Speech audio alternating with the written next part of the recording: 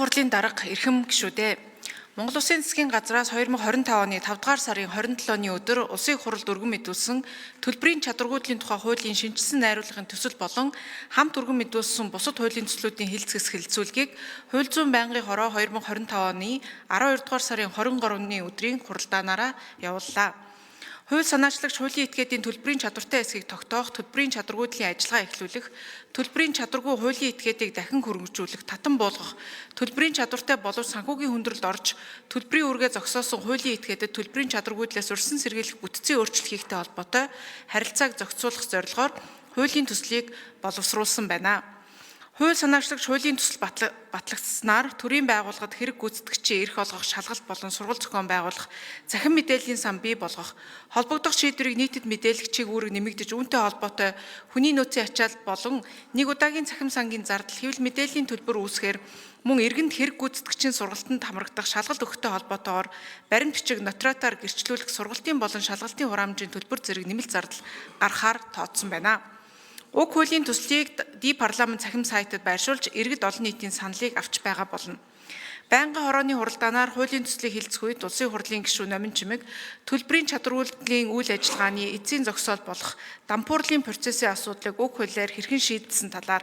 хувь хүний төлбөрийн чадваргүйдлийн зохицуултын талаар, улсын хурлын гишүүн Норвын Алтан хуйг төлбөрийн чадваргүйдлийн үе шат болон хувь хүний төлбөрийн чадваргүйдлийн талаар, улсын хурлын гишүүн Пүрвжон Сайн Зориг хуулийн төсөлд хэрэг гүйцэтгэгчийг бэлтгэх асуудлыг хэрхэн зохицуулсан талаар, арилжааны шүүх байгуулах асуудлаар хууль санаачлагчийн байр суурийн талаар, улсын хурлын гишүүн Саруу сайхны Цэнгүүн шүүхийн ерөнхий зөвлөлт болон бусад байгууллагуудын саналыг төсөлд тусгасан эсэх талаар, төлбөрийн чадваргүйдлийг тодорхойлсны дараах процессыг хэрхэн зохицуулсан талаар, улсын хурлын гишүүн Цэндийн Сандаг Очор 1997 оны дампуурлын тухай хуулиар өнөө хүртэл хэдэн компани эцсийн шүүхийн шийдвэрээр дампуурлаа тогтоолгосон хохирол нь хэрхэн шийдэгдсэн талаар тоо баримт байгаа эсэх, мөн хуулийн үзэл баримтлал нь дампуурсан хойно нь биш, өршсөн сэргийлэх зөвлөгөө дэмжлэг үзүүлэхэд чиглэсэн нь зөв эсэх, дампуур хэрсэлд орсон байдлыг хэн тогтоох, өршсөн сэргийлэх зөвлөгөө дэмжлэгийг хэн үзүүлэх талаар, хуулийн төсөлд хэрхэн тусгасан талаар, улсын хурлын гишүүн Ил Соронзон болд төлбөрийн чадваргүйдлийн ажиллагааг эхлүүлэх үндслэлд тусгасан өөрийн хөрөнгийн 30% зохицуултын талаар,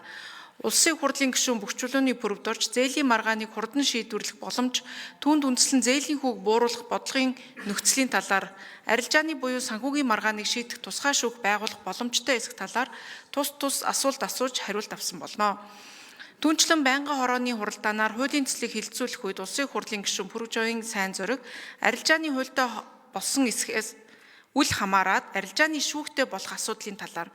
улсын хурлын гишүүн Хишиг Тэмбэрлийн Тэмүүжин хуулийн төсөлд эдийн засаг дахь төрийн оролцооны хүрээ бизнесийн эрх чөлөөний зарчмыг тодорхой болгож зөвхөн туслах чиглэлийг захиргааны хариуцлагын механизмтай андуурахгүй байх нь чухал эс бөгөөс компаниудын эрх чөлөөг дэмжиж байгаа мэт боловч захиргааны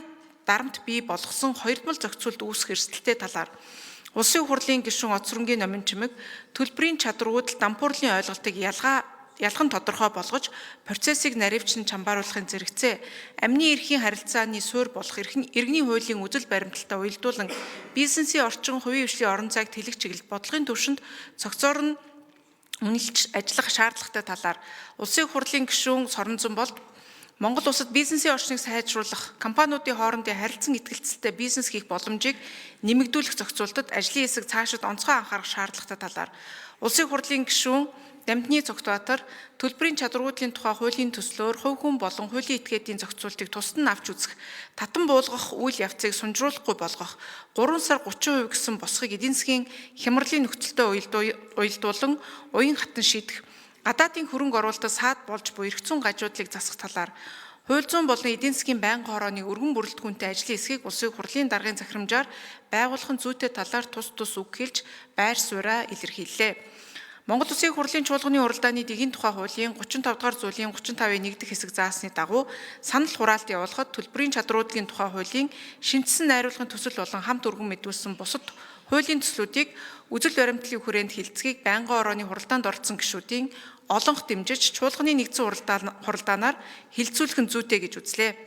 Улсын хурлын эрхэм гишүүдээ төлбөрийн чадваргүйдлийн тухай хуулийн шинжилсэн найруулгын төсөл болон хамт өргөн мэдүүлсэн бусад хуулийн төслүүдийн хэлц хэсэг талаар хууль зүйн байнгын хорооны санал дүгнэлтийг хэлцэн шийдвэрлэхийг та бүхнээс хүсье. Анхаарал тавьсанд баярлалаа.